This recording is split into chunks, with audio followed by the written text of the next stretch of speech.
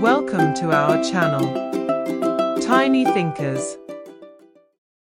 Today we are going to see about the common vegetables we daily use. First one is carrot. Carrot. Carrot. Next one is beetroot. Beetroot. Beetroot. Next one is cauliflower. Cauliflower. Cauliflower. Next one is tomato. Tomato. Tomato.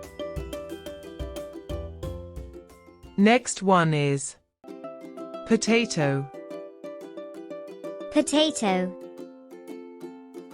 Potato.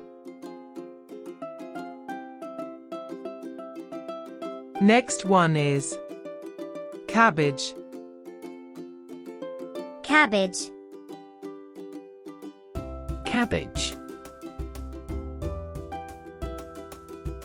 Next one is onion. Onion.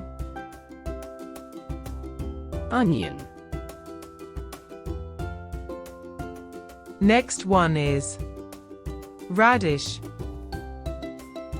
Radish. Radish.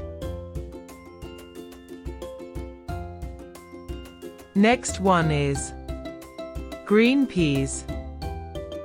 Green peas. Green peas. Hope you had fun and informative session on the vegetables.